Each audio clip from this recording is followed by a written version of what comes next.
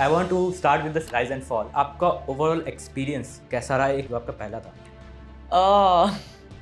क्या सोच कर आप गई थी इस शो में? वही तो समस्या है, कुछ सोच के ही नहीं गई थी। हमेशा से मुझे ऐसा लगता था अच्छा शायद ही स्क्रिप्टेड होगा, क्योंकि ये झगड़ा तो बेकार में झगड़ा हो रहा है। मुझे काफी बार ऐसा लगा था कि मैं काफी गलत जगह पर आ गई हूँ, क्योंकि मुझे बहुत डू यू थिंक कि reality shows brings out the worst out of it? It can. कभी कभी एज एन ऑडियंस हमें ये भी फील होता है कि यार कुछ झगड़े बस फुटेज के लिए लोग कर रहे हैं जानबूझकर। जी, ये होता है जहाँ पर आई थिंक किसी को दिखना है तो वो लोग चिल्लाना शुरू कर देते थे, और बेकार की बात पर, क्योंकि अगर आप झगड़ा नहीं करेंगे तो फिर आपके बारे में बात नहीं होने वाली है। Let's talk about the host Ashneer Grover ji. How was he as a moderator and as the host? As a host, you know what happens कि आप इस सवाल और मैं पूछना चाहता हूँ about the repercussions of doing a captive reality show on your mental health. जब मेरा झगड़ा हुआ था पहले हफ्ते, और बहुत बुरा झगड़ा हुआ था, ये चीजें आपको मेंटली अफेक्ट करने लगती हैं। When you were so tired कि हाँ एक्टिंग का काम नहीं मिल रहा है and all, and you were planning to give up. Is that true? जब आप आउटसाइडर होते हैं ना तो आपको थोड़ी और लातें पड़ती हैं, थोड़े और घुसे पड़ते हैं, आपको बहुत झेलना पड़ता है। कुछ ऐसे भी लोग हैं जो कंटेंट क्रिएटर्स बनते हैं जी। और फिर वो एक्टिंग में आते हैं, बट बहुत सारे ऐसे भी कंटेंट क्रिएटर्स हैं जिनको हमने काम करते हुए देखा है जिनको एक्टिंग नहीं आती, but they are only getting those roles because of popularity. लेकिन आप मुझे किसी एक इन्फ्लुएंसर का नाम या उसका ऐसा काम बता दीजिए जो आपके साथ मेमोरेबल रहा है, जो आप अभी तक उसके बारे में उसकी चर्चा कर सकते हैं। बट एज अ न्यू कमर ही जब आप जाते हो और आपको काम करने मिलता है लेजेंडरी अमिताभ बच्चन के साथ, was that moment overwhelming? I think he is probably one of the nicest human beings I have met.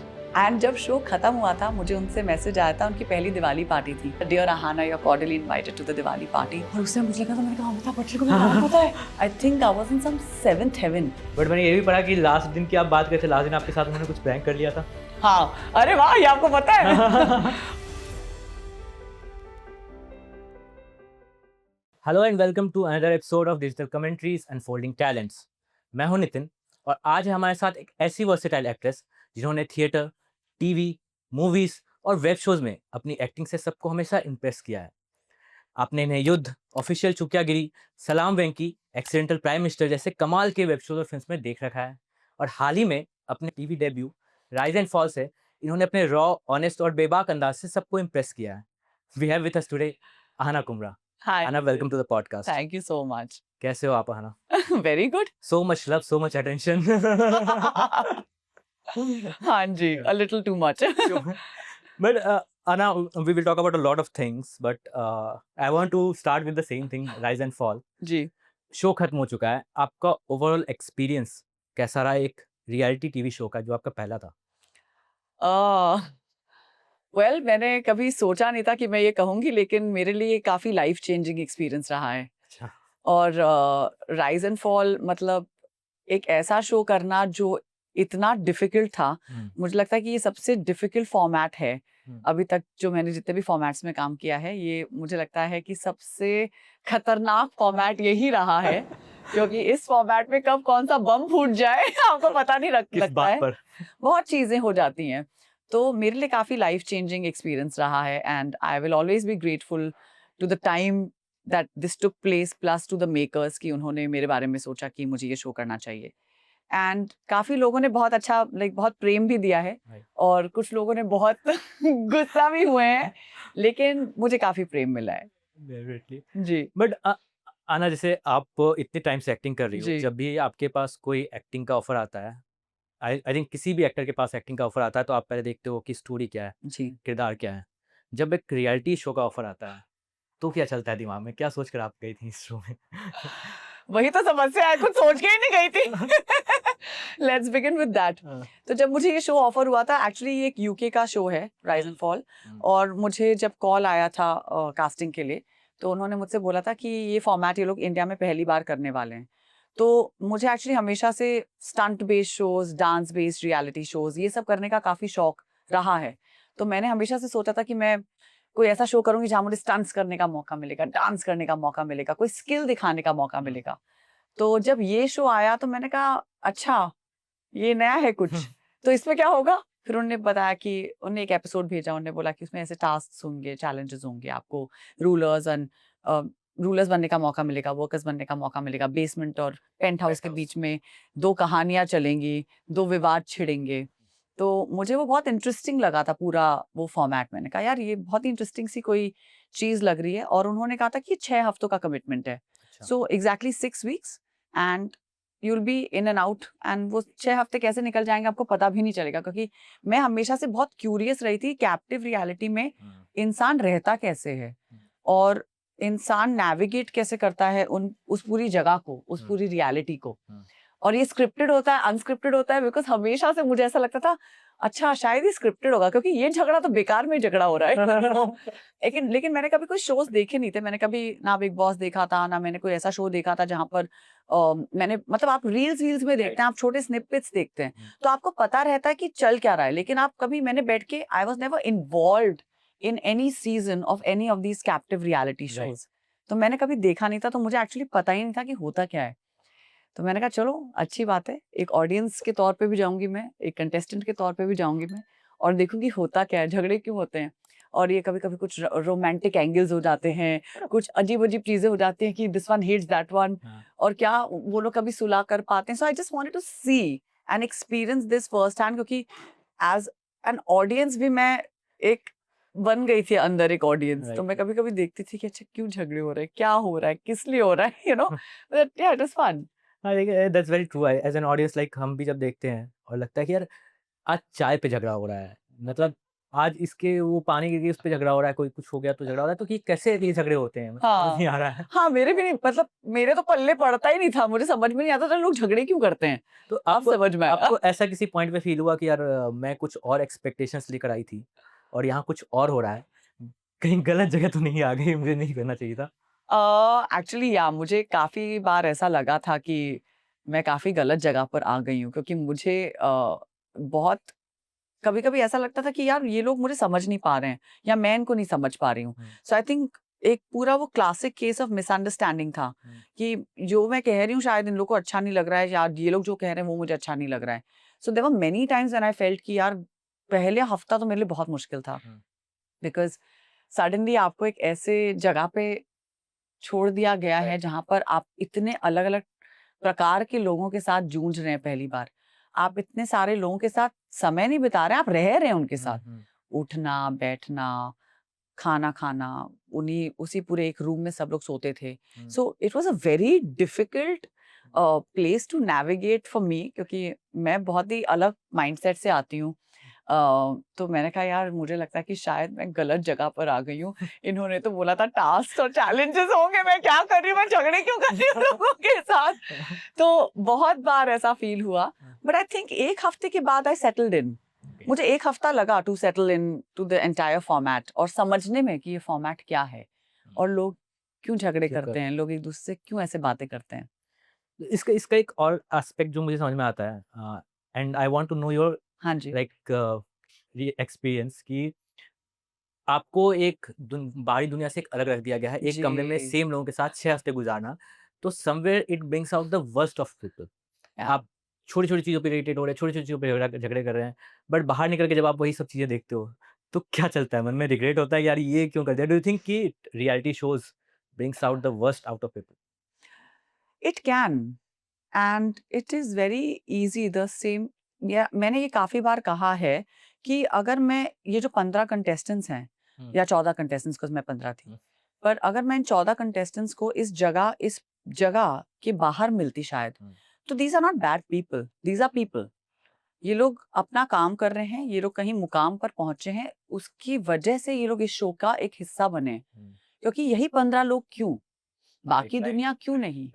तो there's a reason why ये 15 लोग सिलेक्ट हुए हैं इस शो के लिए, और वो लोग अलग अलग वॉक्स ऑफ लाइफ से आए हैं। कुछ यूट्यूबर्स हैं, कुछ रियलिटी शोज करके आए हैं, कुछ एक्टर्स हैं, कुछ ओटीटी में काफी काम कर रहे हैं, कुछ लोग टीवी से जुड़े हुए हैं, कोई रेसलर है, यू नो, कोई जर्नलिस्ट है, नैनदीप जर्नलिस्ट था। तो मुझे बहुत इंटरेस्टिंग लगा वो मिक्स ऑफ पीपल। मैंने कहा यार ये तो बहुत ही भलता सा कुछ इन लोगों ने मिक्सचर कर दिया है, यू नो, चूरन बना दिया है लोगों का और सबको एक साथ इकट्ठा कर दिया है। लेकिन क्योंकि हम लोग ऐसी सिचुएशंस में डाले जाते थे रोज की रोज, और पहले दिन से ही, क्योंकि पहले दिन पे ही सूटकेस पे झगड़ा हुआ, हाँ, झगड़ा करिए। हाँ। नहीं करना झगड़ा यार, जिसको जो सूटकेस चाहिए तुम ले लो भाई, नहीं करने मुझे झगड़े। तो पहले तो मुझे समझ में नहीं आ रहा था कि मुझे झगड़ा क्यों करना है। तो that took a long time to understand. उसके बाद क्योंकि आपको ऐसी सिचुएशंस में डाला जाता है, that's why it brings the worst out of you. Imagine अगर आप और मैं एक रूम में बैठे हैं और आपको बोला जाए कि तुम मेरे बारे में 10 खामियां बताओ, और ये फॉर्मेट है शो का कि आप उसकी तारीफ मत करिए, आप खामियां बताइए, झगड़ा होना ही है फिर। तो झगड़ा तो होना ही है, कलेश अनलिमिटेड।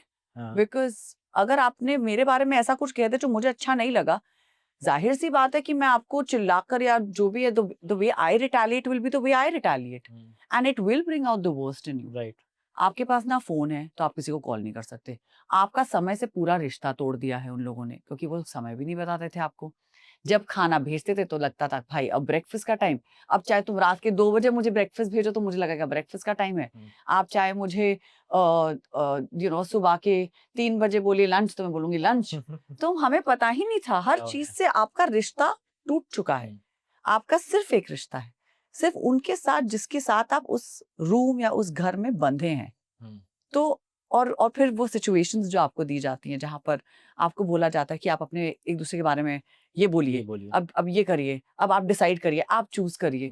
तो जब आपको चूज करना पड़ जाता है ना, देन दैट्स द प्रॉब्लम। तब लोग अजीब बिहेव करना शुरू करते हैं, क्योंकि हमेशा ऐसा होता था कि जिस दिन नॉमिनेशंस होते थे उसके बाद लोग एक दूसरे से बात ही नहीं करते थे, और वो बहुत खराब होता था। आई थिंक चौथे हफ्ते में हम लोग ऐसे हो गए थे कि हम नॉमिनेट करते थे, हमने आई रिमेम्बर बाली ने बोला था ये बड़ा पारिवारिक नॉमिनेशन चल रहा है। तो हम लोग बहुत हंसते थे।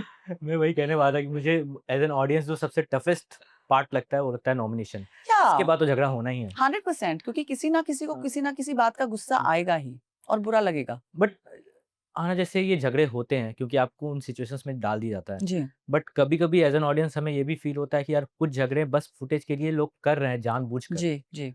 क्या ऐसा सच में होता है कि फुटेज के लिए कुछ हम्म। चीजें लोग people stop behaving like their honest true honest self and वो एक अपना फिगर मतलब पर्सोना बना देते हैं कि हाँ भाई मुझे इस तरह से बिहेव करना है। मैं तो हमेशा बोलती थी मैं क्यों पड़ गई हूँ इन झगड़ों में, और मैं क्यों पड़ रही हूँ इन झमेलों में। तो ये होता था, और ये कई बार होता था कि कोई किसी ना किसी बात पे चिल्लाकर अपनी बात आगे रखना चाहता है, और चिल्ला चिल्ला कर दो लोग। एक बार ऐसा भी हुआ था कि मैं और अर्जुन एक बेड पे बैठे हुए थे, और एक तरफ से आकृति चिल्ला रही थी, एक तरफ से आरुष चिल्ला रहा था, और हम दोनों की तरफ ऐसे देख रहे थे। मैंने कहा चिल्ला क्यों रहे दोनों के दोनों, यू नो। बट ये होता है जहां पर आई थिंक किसी को दिखना है या किसी को बाहर लाइक खिल कर बाहर आना है, तो वो लोग चिल्लाना शुरू कर देते थे और बेकार की बात पर।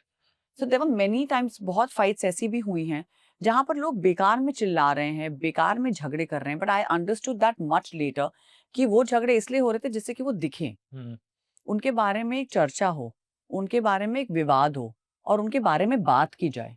क्योंकि अगर आप झगड़ा नहीं करेंगे और आप एक दूसरे के साथ आराम से रहेंगे, तो फिर आपके बारे में बात नहीं होने वाली है।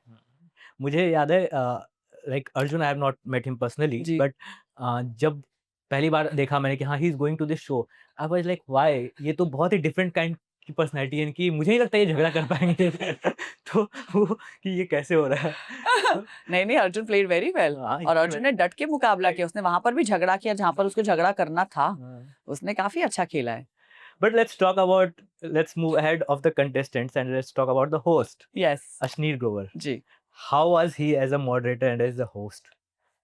I think it was the first time he was doing anything in the hosting space, and it was quite interesting to watch him because मैंने भी कभी सोचा नहीं था कि वो as a host आएंगे। मैं भी काफी शॉक थी जब मुझे मेकर्स ने बोला था कि इसके होस्ट अश्नीर ग्रोवर हैं, तो मैंने कहा ओह ओके। एंड मुझे रीजन नहीं पता था कि वो क्यों होस्ट करना चाहते हैं या क्या रीजन है उनका होस्ट करने का। But I was like fine fair, but I thought with me he was very nice. मेरा उनके साथ बहुत ही अच्छा इक्वेशन था अश्नीर के साथ। He was very, I think as a host you know what happens कि आप सामने वाले को देखकर आप उनकी तरह बिहेव करेंगे या वैसे बिहेव करेंगे जैसा वो डिजर्व करते हैं बिहेव करना। तो वो लिटरली वैसे बिहेव करते थे जिसके साथ उनको वैसे करना था, जहां पर उनको थोड़ा रौब जमाना है वहां पर रौब जमाएंगे, जिससे उनको अच्छी तरह से बात करनी थी उनके साथ अच्छी तरह से बात करते थे। तो उन्होंने बहुत अच्छी तरह से I think he managed to understand the temperament of each contestant. Which I thought was quite commendable, क्योंकि मैं देखती थी जब वीकेंड पर आते थे वो किससे कैसे बात करते थे, तो मेरे लिए तो I think he was quite an interesting host, and ये पहला सीजन था उनका. राइट, हाँ, I think he will only get better over the seasons. Definitely. मतलब शार्क टैंक में हमने उनकी एक पर्सनैलिटी देखी थी, and then you should have seen, I am not sure if you have seen his reels. हम बहुत ही फनी रील्स बनाते हैं और फिर हम अरे यार ये पर्सनैलिटी और ये पर्सनैलिटी बहुत मिसमैच्ड है. तो फिर जब उनका यहाँ पे एज अ होस्ट आया, तो I think everyone was really excited. Yeah but there is one more thing, the comparisons, जी राइट? कि हाँ, हम बिग बॉस एक बहुत पॉपुलर शो है जी, and it's also a captive reality show. जी जी. तो आपके दिमाग में एक ख्याल आया था कि यार हाउ इज इट डिफरेंट, मैं इस शो में नहीं जा रही हूँ, इस शो में जा रही हूँ, इसमें क्या डिफरेंट है ऐसा?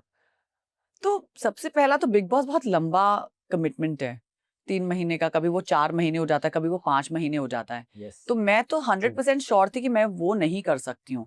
4 महीने 5 महीने इतने ऐसे एनवायरनमेंट में रहना जहाँ पर इतना मुश्किल हो जाता है आफ्टर अ पॉइंट नेविगेट करना, प्लस आप खाने के ऊपर झगड़ा करते हैं. अगर आपको सब्जी कम मिल जाती है या किसी ने आपको बोल दिया बाथरूम साफ करो, these are things that can really piss people off. तो मैं बहुत क्लियर थी कि भैया इन चीजों के ऊपर मुझे झगड़े नहीं करने, सब्जी तरकारी के ऊपर मैं झगड़े नहीं कर सकती. मतलब मैं किसी को ये बोल दूं कि भाई मैं पता है कैसी हूँ, मुझे अगर लगता है कि यार सामने वाले को भूख लग रही है तो मैं अपना खाना दे दूंगी उसको. तो मुझे इतना इतना लगाव नहीं है बहुत चीजों से. सो आई फील कि मैं बहुत ही I am not saying that I might actually be a misfit there also. तो मुझे हमेशा से ऐसा लगता था कि मैं शायद इस फॉर्मेट में एक मिसफिट होंगी. पर जब मुझे राइज एंड फॉल ऑफर किया गया तो मैंने कहा यार टास्क चैलेंजेस ये तो मतलब कुछ स्टंट बेस्ड टाइप का भी है, रियलिटी, फिर थोड़े थोड़े हम लोग को डिसीजंस भी लेने पड़ेंगे, तो यार ये तो हो ही जाएगा. एंड 6 हफ्तों का कमिटमेंट है, so it's not such a big deal, इतना लंबा ड्यूरेशन नहीं है, तो ये पॉसिबल है. Which is why I thought it was very different from Big Boss. And Big Boss में मतलब मैंने of course मैंने कभी शो नहीं देखा है, लेकिन मैंने हमेशा ये सुना है कि सब, क्योंकि अरबाज मुझे आके बहुत बताता था कहानियां. पहले हफ्ते में मुझे अरबाज ने इतनी कहानियां बताई हैं बिग बॉस में, ये होता था, मैंने कहा है होता आपको ये नहीं पता, मैंने कहा नहीं, हम तो एक एक सब्जी के ऊपर एक रोटी के ऊपर झगड़ा कर लेते थे. मैंने कहा क्या बात कर रहे हो यार. तो it was very new to me. ये सारी इंफॉर्मेशन जो मुझे मिल रही थी ना अरबाज से, वो बहुत न्यू थी मेरे लिए. तो मैंने कहा यार दिस इज वेरी फैसिनेटिंग कि आप लोग इन चीजों को लेके झगड़ा करते हैं. तो ही इज लाइक कैप्टिव रियलिटी में ऐसे ही होता है, और आपको सबसे ज्यादा झगड़ा खाने के ऊपर होता है, क्योंकि भूख इंसान को कुछ भी करने के लिए मजबूर कर देती है. आप काम क्यों करते हैं? पेट में चारा जाता है, इसीलिए आप काम करते हैं. तो भूख इंसान को ऐसा बना देती है, अगर आपको खाना नहीं मिलता है, यू गेट एंग्री और यू गेट हैंग्री. मुझे याद है मैंने सिर्फ एक सीजन था जिसको फॉलो किया था बिग बॉस का, जिसमें अब्दू आए थे, because he is very cute and funny. थोड़ा बहुत तो उसमें आई वाज वेरी सरप्राइज्ड कि अच्छा इवनिंग टॉपिक्स पे झगड़ा हो सकता है. बट आना, let's move beyond rise and fall. एक आखिरी क्वेश्चन है पूछना, सॉरी. अच्छा, एक याद आया कि एक आखिरी सवाल था मेरा. आखिरी सवाल और मैं पूछना चाहता हूँ about the repercussions of doing a captive reality show on your mental health. Oh yeah, especially क्योंकि जैसे हम बात करते हैं कि 14-15 अलग-अलग सेलिब्रिटीज आ रहे हैं, सबके अपने फैंस होते हैं, सारा वो फैंस का टॉक्सिक वॉर चल रहा है एंड एवरीथिंग. आप बाहर निकलते हो, यू आर ऑलरेडी उस माइंडसेट में कि यार इतने दिनों से अंदर रह के बाहर आई हूँ, और बाहर आते ही आपको पता चलता है कि यार इतनी सारी बातें हो रही हैं, शायद आपकी हर बात को घुमा फिरा के बोला जा रहा है, या फिर आपकी छोटी छोटी बातों का बतंगड़ बनाया जा रहा है, जस्ट बिकॉज आपने कुछ गलत नहीं भी किया है, बट क्योंकि आपने मतलब जो दूसरे सेलिब्रिटीज हैं उनके फैंस, उनको बस आपको करना है, पसंद नहीं आया. तो इन सब चीजों का मेंटल हेल्थ पे कैसा वो होता है रिपरकशन, और हाउ डू यू हैंडल दोस? तो सबसे पहली बात तो देखिए, जब कैप्टिव रियलिटी होती है, एक तो 24 घंटे कैमरा रोल हो रहा है. कभी ना कभी आपके मुंह से कोई ऐसी बात निकल जाएगी जाने अनजाने में, जहां आपको लगेगा कि यार ये मैंने क्यों कहा, या ये नहीं कहना चाहिए था. तो वो आपको लगता है, कभी कभी खटकती हैं ऐसी बातें. तो इट डिपेंड्स अपॉन आप कैसी पर्सनैलिटी हैं. आपको या तो फिर झगड़ा करना है, या तो फिर आपको उस बात को सुलझा देना है. There are only 2 ways to go about with something like this. Okay, and I am somebody who likes to resolve matters. मैं बिल्कुल वैसी नहीं हूँ कि मतलब मैं झगड़ा लेके बैठ जाऊंगी और मैं जिंदगी भर इससे बात नहीं करूंगी. मैं वो इंसान हुई नहीं. मैं बहुत ही क्लियर हूँ कि अगर मैंने किसी के साथ झगड़ा किया या मैंने किसी का दिल दुखाया है, तो मैं उनको जाके सॉरी बोल देती हूँ. And I like to close the matter, because फिर आप उससे आगे बढ़िए और फिर आगे अपना जीवन व्यतीत कर सकते हैं. तो सबसे पहली बात तो वो। सेकेंडली, इन 24 घंटों में आपको 1 घंटे का शो दिखाया जा रहा है। अब आप ये समझिए 15 लोग, 15 कंटेस्टेंट्स, 24 घंटे आप पे कैमरा रोल हो रहा है। आपने कब कौन सी बात कह दी जो कट जाएगी, कैसे एडिट होगी, कैसे वो प्रेजेंट की जाएगी दुनिया के सामने, आपको कुछ नहीं पता है। You have zero idea about how your words are being shown to a normal audience. तो ये मतलब ये इन चीजों पर आपका कोई कंट्रोल नहीं है। सो आप फूक फूक के कदम तो रख नहीं सकते हो हर 2 मिनट में। कभी ना कभी मैंने कहा ना कि अब आप 24 घंटे में 3 दिन आप ऐसे हो सकते हो कि भाई मैं बहुत केयरफुल रहूंगी या मैं बहुत केयरफुल रहूंगा, मैं जो कह रहा हूँ। 5वें दिन तो कुछ ना कुछ ऐसा हो ही जाएगा जो आपको मतलब लगेगा कि यार ये शायद मैंने गलत कर दिया या सामने वाले ने गलत किया है। So there are many things that can go wrong in a captive reality. अब इस पर क्या होता है ना, कभी कभी जैसे मुझे लग रहा था कि मैंने पहले हफ्ते लाइक जब मेरा झगड़ा हुआ था पहले हफ्ते, और बहुत बुरा झगड़ा हुआ था, ये चीजें आपको मेंटली अफेक्ट करने लगती हैं। And it does. एंड सबका एक अलग लेवल ऑफ थ्रेशोल्ड होता है। राइट। शायद किसी का बहुत अच्छा है, मेरा शायद थोड़ा कम था threshold. So I just feel कि इट जस्ट डिपेंड्स अपॉन आप इसे नेविगेट कैसे करते हैं। हाँ, मतलब आई थिंक वैसे ही आप एक कैप्टिव रियलिटी शो में तो आपकी बाहर से कनेक्शंस टूटी हुई, जी, और जब अंदर भी भी टूट जाए तो बहुत मुश्किल बहुत होता है मुश्किल हो उसको। जाता है, वो मुश्किल हो जाता है। हाँ, ठीक है, फाइनली हना, let's move. Let's get out into Let's a get- ultimate fall of rise and fall हाँ, and rise above that question. rise above those questions. Yes. बात करते हैं आना आपके, you are born in Lucknow, right, UP नवाबों का शहर जिसे हम जी। कहते हैं। वहां से आप आती हो मुंबई, जी, ग्लैमर के शहर में। जी। Was there a moment of cultural shock for you जब आप वहां से यहाँ आई? वेल, जब मैं लखनऊ से पहली बार बॉम्बे आई थी, सबने मुझसे तू कहकर बात की थी, तो मैंने कहा भाई तुम लोग तू कहकर क्यों बात कर रहे हो, आप कहकर बात करिए ना। तो मैंने तो मुंह पे सुनाया था, मैंने कहा आपको तमीज नहीं है, सलीका नहीं है बात करने का, आप कैसे तू करके बात करें, आप कहकर बात करिए। तो उस टाइम सब मेरी 2-3 फ्रेंड्स जो बेस्ट फ्रेंड्स है मेरी, उन्होंने मुझे पागल वागल बोला था, बोलता पागल ही है। मैंने कहा अच्छा, मुझे नहीं पता था यहाँ पर लोग तू नॉर्मल होता है, बिकॉज महाराष्ट्र में Right. का कल्चर है। यस। तो हम लोग लखनऊ में वैसे नहीं बात करते हैं। So it was a different हाँ। Space for me. बट मुझे बॉम्बे के बारे में I don't know what is it about Bombay that I loved, क्योंकि यहाँ पर एक खुलापन है, यहाँ पर एक आज़ादी है, जो अगर आप यूपी से आते हैं और आप लड़की, आपको ये पता होनी चाहिए बात कि 5 या 6 बजे के बाद आप घर से बाहर बिना किसी, एटलीस्ट जब मैं छोटी थी तब तो होता था, अब तो खैर बहुत चीजें बदल गई हैं वहां पर आप घर से बाहर नहीं निकल पाते थे without a male accompanying you somewhere. It was not safe. तो जब आप यहाँ बॉम्बे शिफ्ट होते हैं, आप ऐसा होता कि यार मैं तो लड़कों के साथ 9-10 बजे तक खेल सकती हूँ बाहर, मम्मी कुछ बोल नहीं रही है यार, बिल्डिंग में मैं लड़कों के साथ खेल रही हूँ, कोई प्रॉब्लम ही नहीं है। So that was a culture shock for me. And मुझे ये शहर इतना पसंद आ गया इमीडिएटली, मैंने कहा भाई अब मैं नहीं कहीं जाने वाली। अगर ऐसा मुझे शहर मिल जाए जहां पर मैं कभी भी कहीं भी कितने भी बजे बाहर निकल सकती हूँ, and I am safe, yes. And this city is making me feel safe. Right. I think freedom is something that you cannot explain, and freedom जब आपको मिलती है ना, you can achieve so much provided you're using it in the right direction. तो I felt कि जो freedom मुझे बम्बई शहर में आके मिली, वो मुझे लखनऊ में नहीं मिली थी। तो इस शहर ने मेरा बहुत पर्सपेक्टिव बदला है। और अगर आपको काम करने का शौक है, या अगर आपके अंदर जज्बा है काम करने का, ये शहर आपको बहुत देता है। और ये मैंने बात मतलब बहुत पहले समझ ली थी।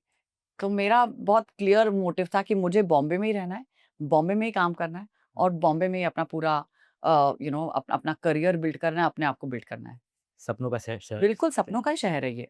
तो अभी आपके पेरेंट्स लखनऊ में ही रहते हैं या वो आपके साथ रहते हैं? नहीं, मेरे पेरेंट्स मेरे साथ ही रहते हैं। अच्छा, साथ ही रहते हैं। जी। बट जब आप, एक मैं आर्टिकल पढ़ा था जहाँ आपने मेंशन किया था कि आपको 3 साल तक कुछ काम नहीं मिला था। जी। तो ऐसे फेजेस में जब आप इतनी दूर या मुंबई में रहते हो कि भाई मुझे काम मिले, और फिर आपको 3 साल तक काम नहीं मिलता है, तो उस सिचुएशन में कितना मुश्किल होता है अपने आप को हैंडल करना when you are away from your family और फ्रेंड्स और समथिंग? मैं पूछ रहा हूँ क्योंकि एक ऐसी भी बात मैंने पढ़ी थी कि आपने कहीं मेंशन किया था, like there was a point in your life when you were so tired कि हाँ, एक्टिंग का काम नहीं मिल रहा है and all, and you were planning to give up. Is that true? ऐसा हुआ था? I mean, it wasn't only about the acting that was making me want to give up. At that time, I think I was dealing with a lot more. And it wasn't only सिर्फ कि acting की वजह से मैं give up करना चाहती हूँ। मैंने पिछले 2-3 सालों में बहुत चीज़ें ट्राई की हैं, बहुत नई-नई चीज़ें करने की कोशिश की है। मैंने एक क्लोथिंग ब्रांड ओपन किया, मैंने एक प्रोडक्शन हाउस अच्छा, खोल लिया है राइट। और अब हम लोग धड़ल्ले से काम भी कर रहे हैं उस प्रोडक्शन हाउस में। वो मेरा बहुत समय लेता है क्योंकि सुबह से शाम तक हम लोग मीटिंग्स में ही होते हैं, क्लाइंट्स के साथ मीटिंग्स कर रहे होते हैं, शूट्स कर रहे होते हैं, कैंपेन्स के प्लानिंग कर रहे होते हैं, प्री प्रोडक्शंस कर रहे हैं। तो मुझे नहीं पता था कि इतना काम आ जाता है, बट एज अ प्रोड्यूसर बहुत चीजें हैं जो अब मुझे सीखने का एक मौका मिल रहा है from that point of view.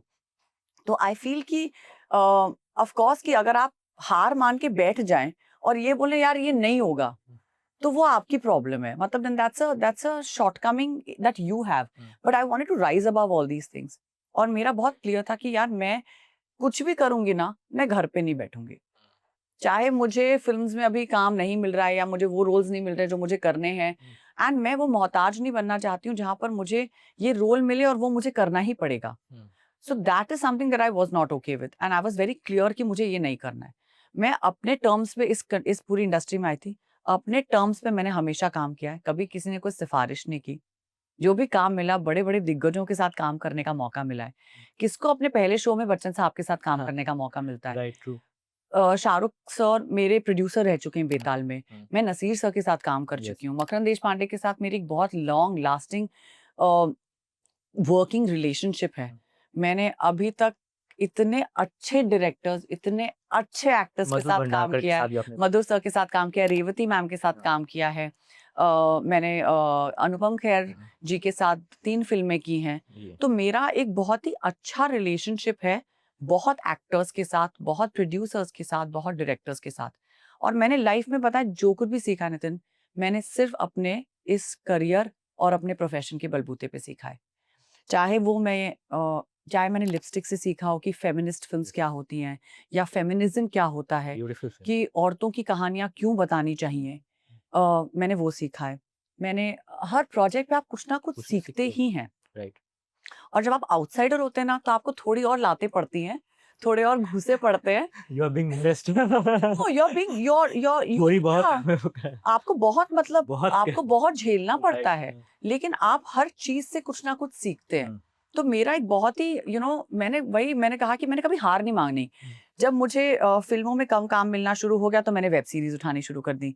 मैंने स्पोर्ट्स में काम किया है, मैंने कबड्डी को पूरा रिप्रेजेंट किया। मैंने अभी हाल ही में T20 मुंबई लीग को होस्ट किया है। तो मैं कुछ ना कुछ उठाती रहती हूँ और मुझे ना कोई फर्क नहीं पड़ता है। जिस दिन मुझसे किसी ने आके ये कह दिया ना कि आप ये नहीं कर पाएंगी, मैं कुछ और उठा लूंगी, बोलूंगी चल मैंने ये कर लिया, अब बता। तो आप किसी चीज में अच्छे होंगे, किसी चीज में बुरे होंगे, but your idea of working is to keep working. आप अपना सिर नीचे झुकाकर काम करिए। कौन क्या आपके बारे में कह रहा है उससे आपको कोई फर्क नहीं पड़ना चाहिए। जिस दिन आप अपने लिए कमाना बंद कर दोगे, कोई और आपको कमा के देगा ना, तो आप उसकी बात 2 बात सुन लीजिएगा। आप खुद कमा रहे हैं, आपको कोई कुछ नहीं कह सकता है। आप अपना घर अपने बलबूते पे चला रहे हैं। एक चवन्नी आपको कोई नहीं कमा के देता है शहर में। तो जब आपको कोई कुछ नहीं दे रहा है ना, you are your own boss, and that's what I have learned from all these years of struggling. Very well said. मैं सोच रहा था इस बारे में। Yeah. I say this to myself every day. I wake up and I'm like, यार जब मैं अपना खाना खुद प्रोवाइड करती हूँ, जब मैं अपनी गाड़ियां खुद खरीदती हूँ, जब मैं अपना घर खुद खरीदती हूँ, मैं अपने बलबूते पे ये सब किया है। मैंने कभी किसी से नहीं बोला कि यार मैंने कभी किसी के सामने हाथ बढ़ा के ये नहीं बोला प्लीज आप मुझे ये कर दीजिए, वो कर दीजिए, कभी नहीं। तो जब मैंने इतनी सारी चीजें, I always PAT my self on the back and I से भाई तू विनर है, तूने बहुत चीजें अपने बलबूते पे की हैं। बट आने जैसे अभी आपके पेरेंट्स आपके साथ रह रहे हैं, बट इस फील्ड में या फिर in any other field, I think बहुत सारे लोग ऐसे होते हैं जो अपने घर को, परिवार को हाँ छोड़ जी। कर बाहर जाते हैं।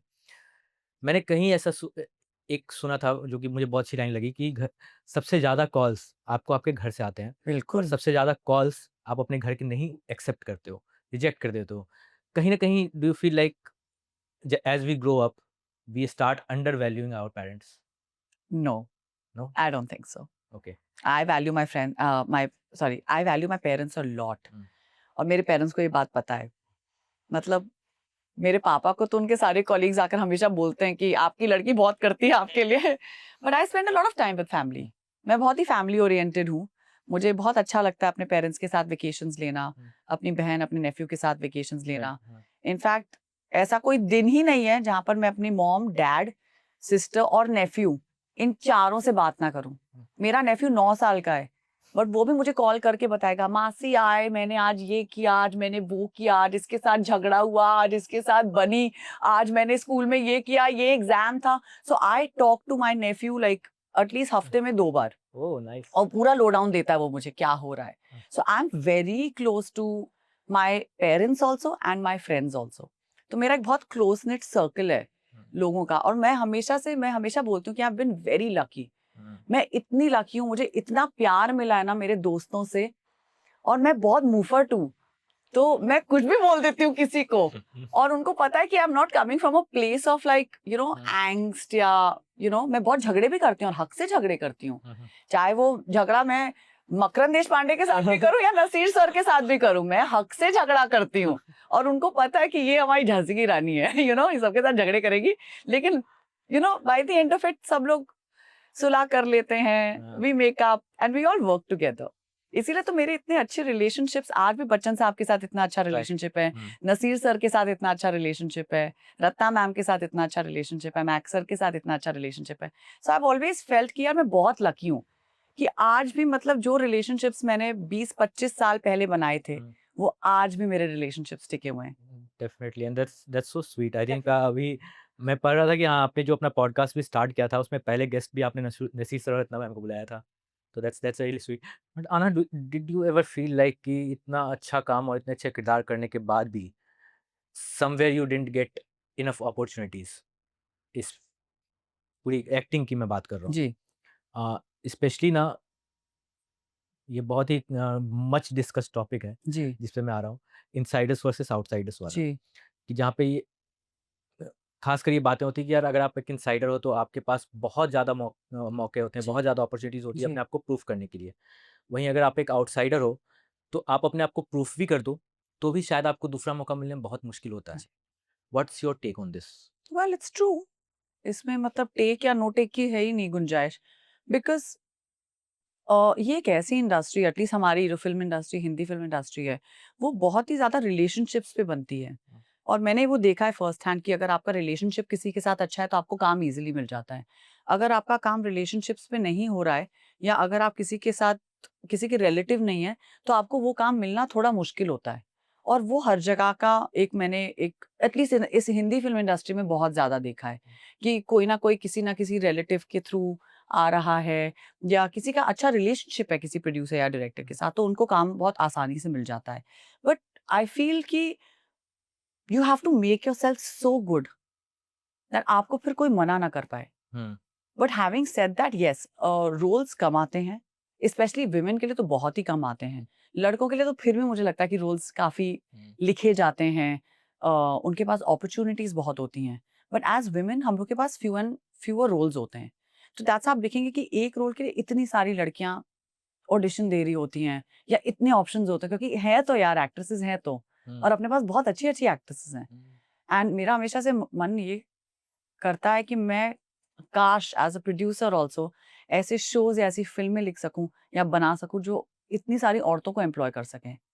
So I always felt that. So it is difficult, but I don't think it's impossible.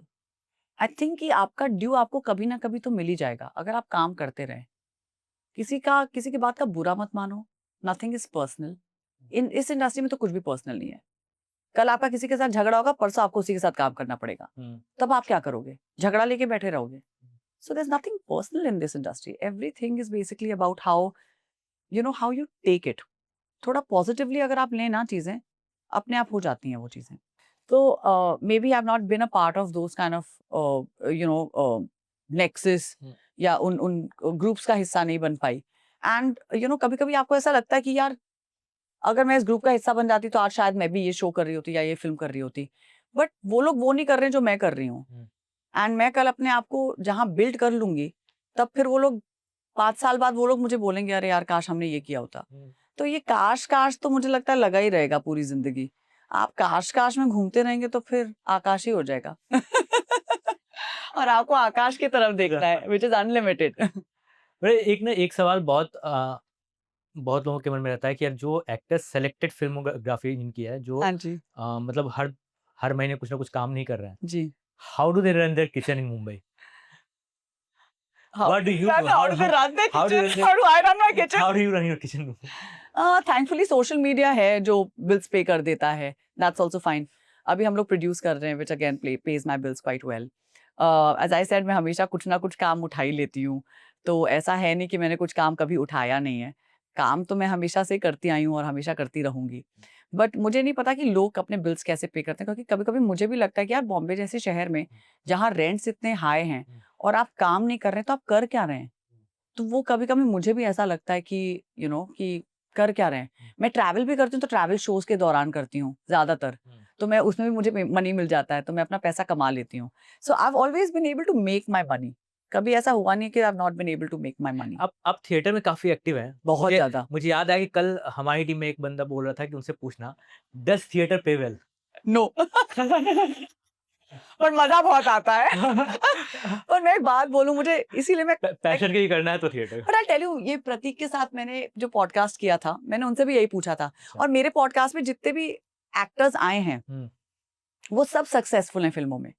चाहे आप वो प्रतीक ले लीजिए, चाहे आप नसीर सरत्ना मैम ले लीजिए, चाहे आप मैक्स सर ले लीजिए, चाहे आप रजत कपूर, विनय शुक्ला, इन सबको ले लीजिए, सुचित्रा पिल्लई, जॉय सेनगुप्ता, ये सारे के सारे जो एक्टर्स हैं, ये सब फिल्मों में भी काम कर रहे हैं और अच्छा काम कर रहे हैं.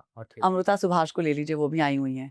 तो इतने अमोल पराशर भी आए हुए हैं, तो ये लोग भी काम कर ही रहे हैं, फिल्मों में भी काम कर रहे हैं, लेकिन थिएटर भी करते हैं. और सबसे एक सवाल मैंने पूछा था, आप क्यों करते थिएटर, आप बताइए. तो प्रतीक ने बहुत अच्छी बात बोली थी. उसे बोला था जैसे लोग सुबह उठ के जिम जाते हैं बॉडी बनाने के लिए, मैं जाता हूँ रिहर्सल में एक्टर बनने के लिए. तो वो उसने बोला था that's my flex, that's my rehearsal, वो मेरा जिम है और मैं अपने जिम में जा रहा हूँ काम करने के लिए. तो अगर आप मुझसे पूछे कि मैं क्यों थिएटर करती हूँ, क्योंकि मुझे लगता है कि वो मेरा माध्यम है. फिल्में बनाना आपका माध्यम है. फिल्में बनाना किसका माध्यम है? डायरेक्टर का माध्यम है, एडिटर का माध्यम है, सिनेमाटोग्राफर. मुझे क्या पता वो कौन सा एंगल लगा रहा है, कौन सा सीन कब काट दिया, अरे मेरा सीन कहाँ गया, वो सब बहुत होता है फिल्मों में. लेकिन थिएटर में आप क्या काटेंगे? आपके पास जो है वही है, आपका ही माध्यम है. आप 3 महीने रिहर्सल करते हैं, फिर आप नाटक खोलते हैं, फिर वो नाटक जीवित होता है. जब लोग हंसते हैं उस पर या लोग रोते हैं आपके साथ, लोगों की धड़कनें आपके साथ जुड़ती हैं, आपको पता है कि इस सीन में लोग कैसा फील कर रहे हैं, क्योंकि you can feel it with the audience, and that feeling nobody can take away from you. तो पैसे नहीं है, लेकिन मजा बहुत है, बहुत मजा है.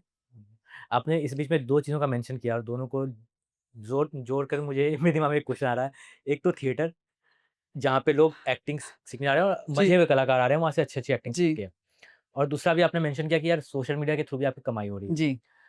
आप आती हो एज एन एक्टर, फिर आप बनते हो चलो कंटेंट क्रिएटर या जो भी है जी. बट कुछ ऐसे भी लोग हैं जो कंटेंट क्रिएटर बनते हैं और फिर वो एक्टिंग में आते हैं. हाँ जी. विच इज फाइन बिकॉज उनको भी एक्टिंग करने का शौक है और एक जरिया लग गया उनको. बिल्कुल. बट बहुत सारे ऐसे भी कंटेंट क्रिएटर्स हैं जिनको हमने काम करते हुए देखा है, जिनको एक्टिंग नहीं आती है, to be honest. But to be very blunt, नहीं आती है. But they are only getting those roles because of popularity. जी. तो कहीं ना कहीं ये सिनेमा के जो सिनेमा से जो एक्सपेक्टेशंस होती हैं कि जो अच्छा एक्टिंग कर रहे हैं और वो चाह रहे हैं कि मैं काम करूं वर्सेस दिस, इस चीज़ को कैसे टैकल किया जाएगा या ये कभी टैकल नहीं हो सकता है because this will keep on growing social media? It's basic. अगर आप एक्टर नहीं हैं तो आपकी फिल्म नहीं चलेगी, चाहे आपके पास जितना क्लाउट हो. मैंने ऐसे बहुत इन्फ्लुएंसर्स देखे हैं जिनको लगातार काम मिल रहा है, लेकिन उनकी एक भी फिल्म नहीं चलती है. या आप मुझे उनका एक भी मेमोरेबल रोल बता दीजिए, नाम लीजिए, बताइए मुझे कोई भी ऐसा बहुत बड़ा इन्फ्लुएंसर या कुछ ऐसा, 1-2 को छोड़ के. मुझे लगता है कि ये दोनों ने अच्छे किए काम, लेकिन वो लोग एक्टर्स भी शायद अच्छे हैं. लेकिन आप मुझे किसी एक इन्फ्लुएंसर का नाम या उसका ऐसा काम बता दीजिए जो आपके साथ मेमोरेबल रहा है, जो आप अभी तक उसके बारे में उसकी चर्चा कर सकते हैं. खराब मुझे याद आ रहा है, मैं खराब अच्छा बताइए ना, खराब तो सोच रहे हैं हम लोग, अच्छा बताइए. आई थिंक सबसे जो अभी तक मुझे बेहतरीन काम लगा वो एक लगा है भुवन बम का, but he has been an actor also, मतलब यूट्यूब पे भी वो एक्टिंग क्लिप्स करते रहते थे. जी. अदर देन दैट जो इन्फ्लुएंसर हो इनके पास भी नाम नहीं है. But honestly I tell you, अगर किसी ने एक मेमोरेबल काम नहीं किया है या कोई छाप ऐसी नहीं छोड़ी है, तो उसका क्लाउड होने से कोई फायदा नहीं है. वो क्लाउड है, एंड आई अंडरस्टैंड प्रोड्यूसर्स क्यों चाहते हैं, क्योंकि मार्केटिंग में आसानी हो जाती है. आज के ज़माने में जहाँ फिल्में नहीं चल रही हैं या वेब सीरीज नहीं चल रही हैं, तो उनको ऐसे फेसेस चाहिए. मैंने एक शो किया था जहाँ पर मुझे बोला गया था मुंह पर कि हम लोग फॉलोअर्स देखकर कास्टिंग कर रहे हैं, और मैं उनकी तरफ ऐसे देख रही थी, मैंने कहा रियली वो शो नहीं चला, and you know it didn't work because you had got influencers in that show. And आप बैठ के थोड़ा एक्टिंग सिखाएंगे आप किसी को, आप आ रहे हैं शो करने के लिए, एक्टिंग करने आ रहे हैं, आपका काम है एक्टिंग करना, लेकिन आपकी कोई पहले से ट्रेनिंग नहीं है, आपको नहीं पता कि कैसे होता है, उनकी गलती नहीं है। And I honestly tell you, हम लोग एक ऐसी इंडस्ट्री में ना जहाँ पर बहुत चीजें बहुत लोगों पर निर्भर करती हैं। जैसे अगर मान लीजिए आपको फिल्मों में काम करना है, आपको कास्टिंग डायरेक्टर्स को जानना ही जानना होगा। अगर आप किसी फिल्म में एक रोल पाना चाहते हैं तो आपको कास्टिंग डायरेक्टर, प्रोड्यूसर, इन सब like there is a process that you have to go through, and it's fine, everybody goes through that process. But I feel as an influencer ये लोग अपने आप को एक चांस देते हैं। एक मोबाइल फोन है, मैं उस पर डांस कर दूंगा, मैं उस पर कुछ एक्टिंग करके दिखा दूंगा, वो रील वायरल हो जाएगी, कल मुझे 10 प्रोडक्शन हाउसेस कॉल करेंगे। आज मैं मोहताज नहीं बन रही कि कोई कास्टिंग डायरेक्टर मुझे कॉल करके बोलेगा कि तुमको रोल मैं दूंगा या तुमको रोल मैं दूंगी। बट वो 1-2 काम दिला सकता है, उसके बाद हाँ, बट वही तो बोल रही हूँ, सस्टेन कहाँ करेंगे? सस्टेन नहीं कर जैसे मैंने आपसे भी पूछा, आप मुझे एक मेमोरेबल रोल बता दीजिए। आपके पास एक मेमोरेबल रोल नहीं था, एक भी ऐसे एक्टर का या किसी इन्फ्लुएंसर का जिसने एक्टर का काम किया है। किया हो। बट आई फील कि there are two sides of this spectrum, कि वो अपने आप को एक अपॉर्चुनिटी देते हैं, उन्होंने एक अपने बलबूते पर अपने हाथों में अपनी लाइफ ली है और उन्होंने बोला है कि भाई अब चाहे जो हो जाए, अब तो मैं जंग लड़ूंगा या लड़ूंगी, चाहे जो हो जाए, अब तुम भिड़ गए अब। तो एक वो थॉट प्रोसेस भी है कि वो अपने आप को एक चांस दे रहे हैं, खुद दे रहे हैं, किसी के मोहताज नहीं है। और एक ये भी होता है कि जब चांस मिलता है तो आप उस चांस को कैसे निभाते हैं, क्योंकि फिर हमारी ऑडियंस काफी ब्रूटल है। तो आई फील कि you may have a lot of luck in influencing, but you may not have that luck as an actor, and that can be a little dicey. Like I don't have a very long big luck with influencing. मेरा social media game बहुत week है, मतलब जो है वो है भाई, उतना ही है, मुझे उतना ही आता है क्योंकि उतनी ही अकल है मुझे। बट ऐसे बहुत लोग हैं जिनको बहुत मजा आता है, लाइक मुझे 10 लोग बोलते हैं आप ये कर दीजिए, आप वो कर दीजिए, आप ये करिए, आप ऐसी रील्स बनाना शुरू कर दीजिए, एंड आई एम लाइक अच्छा हाँ, लेकिन रिहर्सल कौन करेगा, नाटक करना है अभी, 50 और चीजें चल रही होती हैं दिमाग में, क्योंकि वो मेरा तो you can not be good at everything, आप कहीं ना कहीं तो you'll falter. So if they are very good with their social media but they are not good as actors, then they will not work. But acting already एक ऐसी field है जहाँ पे लोगों का बहुत कंपटीशन है और बहुत कम लोग अपना जी, आ पाते हैं, इवन जी, though there might be very good talents जिनको अभी जी, तक मौका नहीं मिला है। जी, अब ऐसे में अगर आपकी इंडस्ट्री ही पूरी ऐसे चीज़ों पे ऑपरेट कर रही है कि यार या तो मैं इनसाइडर्स को मौका दे रहा हूँ या फिर मैं सोशल मीडिया इन्फ्लुएंसर्स को मौका दे रहा हूँ, वो चले गए तो फिर कल 4 और आ जाएंगे। जी। ऐसे में आउटसाइडर्स के लिए क्या वे थ्रू है? Will casting agencies help, will talent agencies help? किस तरह से, मतलब how will they navigate this thing? I feel that in a situation like this, जहाँ पर कोई ऐसा है जिसका सोशल मीडिया गेम भी स्ट्रांग नहीं है और उनको एक्टिंग के रोल्स भी अच्छे नहीं मिल रहे हैं, तो for them they have to first of all find an alternate thing to do to run the kitchen. I think सबसे पहली इंपॉर्टेंट चीज, आई थिंक किसी ने मुझसे आज ही आई थिंक कोई बात कर रहा था, और मैंने शाहरुख खान जी का एक जब इंटरव्यू देखा था, पहले पैसे कमा लो फिर फिलोसफी झाड़ो। बहुत सिंपल चीज है, पैसे कमाओ, क्योंकि जब आपके पास पैसे नहीं होंगे ना जेब में, तब आपको समझ में आएगा उसकी अहमियत। जब आप हॉस्पिटल जाते हैं और आपको बिल्स पे करने पड़ते हैं ना, तब आपको अकल आती है कि पैसे कमाना कितना इंपॉर्टेंट है। तो पैसे कमाओ, it is the most important thing in the world. आप फिर फिलोसफी झाड़ो। लेकिन अगर आपके पास मैंने ऐसे बहुत एक्टर्स के साथ टाइम बिताया है जो सबको गालियां ही देते रहते हैं, मीडियोकर, इसको क्यों काम मिल रहा है। अरे भाई, उसने पैसे कमाए हैं, जैसे भी कमाए उसने पैसे, राइट। आप उसको कमा के दे रहे हो क्या? तो आपके पास क्यों ओपिनियन है उसके बारे में? You are not part of that person struggle and you don't know what kind of struggles people have. People have all sorts of struggles. So in a space like this, if somebody is making money, it's fine. तो I always tell outsiders also, मेरे पास बहुत ऐसे actors आते हैं जो बाहर दूसरे शहरों से आते हैं और वो पूछते हैं कि what do I do, what do I do? मैं हमेशा उनको बोलती हूँ, जब मैं उनकी एज की थी उस टाइम सोशल मीडिया नहीं था। नहीं था। I have worked as an assistant casting director. I have worked as an assistant producer. I have worked as an assistant director. I have done all sorts of jobs that have paid my bills. And I continued doing acting and I continued doing theatre. But what sustained me is these jobs. Right, right. And that's why I could continue doing acting. और ऐसे actors theatre में भी होते हैं कि जो पूरे दिन, लाइक पुरी साहब, अमरीश पुरी जी LIC एजेंट थे, ओह! तो LIC एजेंट थे। हाँ, if you watch my podcast हाँ। लाइक नसीर सर आपको बताएंगे, पूरी साहब एक LIC एजेंट थे। तो वो पूरे दिन काम करते थे और उसके बाद रात को रिहर्सल्स होती थी और फिर वो नाटक ओपन होते थे। ऐसे बहुत एक्टर्स हैं थिएटर में जो पूरे दिन जॉब करते हैं पर थिएटर पैशन के लिए करते हैं and they never stop doing it. So you have to make your money, you can't live, हवा में नहीं आप बात कर सकते। बट आई थिंक कहीं न कहीं शायद इंडस्ट्री भी इस चीज़ का फ़ायदा उठा रही है। जी। What I mean to say is कि स्पेशली फॉर फीमेल्स, हम्म। ठीक है?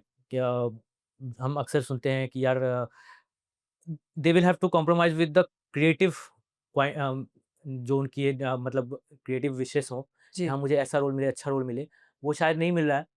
उनको जो रोल मिल रहा है, जैसा रोल मिल रहा है, भले ही वो शायद कम पे के साथ हो, उनको शायद कास्टिंग काउच जैसी चीज़ें फेस करनी जी। पड़ती हों, उनको शायद सिर्फ रोल मिल रहा है जस्ट कि हाँ, लव इंटरेस्ट बन जाओ या फॉर दैट आइटम सॉन्ग और मेल गेज, बट जो भी मिल रहा है बस कर लो। हम्म। एंड आई थिंक कहीं न कहीं इंडस्ट्री भी इस चीज़ का फ़ायदा उठा रही है बिकॉज़ वैसे काम मिल रहे हैं लोगों को, हम्म। कि यार सस्ते-सस्ते काम कर लो एंड लोगों को करना है काम, जी। तो कहीं न कहीं वो हो रहा है। बट एज़ अ न्यूकमर ही जब आप जाते हो, आप पहला शो करते हो टीवी शो युद्ध और आपको काम करने मिलता है लेजेंडरी अमिताभ बच्चन के साथ, was that moment overwhelming? I think I was very very lucky to work with him. मुझे पता है कितने कभी कैमरे सारे के सामने डर लगता था उनके सामने एक्टिंग करने में या नहीं नहीं, नहीं? He is very nice. हाँ। I think he is probably one of the nicest human beings I have met. मतलब बच्चन साहब ऐसे हैं कि आई रिमेम्बर उनकी दिवाली पार्टी हुई थी पहली बार, तो मैंने उनके साथ ऑलमोस्ट 1 साल 2 महीने काम किया था क्योंकि वो शो उतना लंबा खींचा था क्योंकि उनकी बहुत शूट डेट्स थी, बहुत कमिटमेंट्स थे दूसरी शूट्स के। तो जब वो डेट देते थे तो हम लोग को रेडी रहना पड़ता था कि अच्छा बच्चन साहब की डेट आ गई है, अब करना है शूट करना है। सो मैंने बहुत साल मतलब काफी 1 साल निकाला उनके साथ काम करते हुए और and we all got very close, like the team got very close. तो आज भी मतलब सारे जितने भी डायरेक्टर, एग्जीक्यूटिव प्रोड्यूसर, सब लोग हम लोग बहुत अच्छे दोस्त हैं। हुँ। बट जब मैं पहली बार बच्चन साहब को मिली थी, उन्होंने मुझसे 2 सवाल पूछे थे। हुँ। उन्होंने पूछा था मुझसे, आपको रिहर्सल से कोई आपत्ति तो नहीं है? तो मैंने कहा सर मैं तो थिएटर करती हूँ। तो मैंने कहा नहीं सर मुझे कोई आपत्ति नहीं है। हुँ। सेकंडली उन्होंने मुझसे पूछा था कि क्या आप you know are you okay discussing the role a little? हुँ। तो मैंने कहा oh! Yeah sir of course, like why would I not? हाँ। तो मैं उनके साथ लाइक 1 घंटा बैठी थी, शूट शुरू होने से पहले। And you know, when he comes and introduces himself, he'll always say, "Hi, I'm Amitabh Bachchan." And there are only 2 people in the film industry who've done this with me. One is Mr. Amitabh Bachchan and one is Mr. Shah Rukh Khan, अच्छा। who've introduced themselves to me and you've been like, "I know who you are." You know? But he was very, very kind. उन्होंने literally 1 घंटा मुझसे बात की थी और फिर उन्होंने बोला था कि मैं तरुणी के रोल को ऐसे देखता हूँ, I see the relationship like this. हुँ। इनका estranged relationship है, father daughter का, you know. आप एक ऑन्कोलॉजिस्ट प्ले कर रही हैं, ऑन्कोलॉजिस्ट का क्या होता है, आपने क्या-क्या स्टडीज की होंगी। So it was a very in depth conversation that I had with him before we started rolling. And जब मैंने उनके साथ काम किया, you know there were scenes where he would just clap for you. There were scenes जहाँ पर वो आपको बताते थे कि शायद अगर आप ये टोन पकड़े, यू नो आना, why don't you try it like this. So he was very helpful as a co-actor and he champions his co-actors. So I was championed a lot by mister Bachchan. और जब I remember कि उन्होंने मुझे पूरे show के दौरान सिर्फ तरुणी बोला था। वो मेरा कैरेक्टर का नेम था, तो मुझे ऐसा लगता था कि मेरा नाम उनको शायद पता नहीं है। पता नहीं तो है। I should not even correct him. I used to be like Taruni तो तरुणी, ठीक है, हाँ तरुणी, हाँ सर मेरा नाम तरुणी है। एंड जब शो खत्म हुआ था, मुझे उनसे मैसेज आया था, उनकी पहली दिवाली पार्टी थी।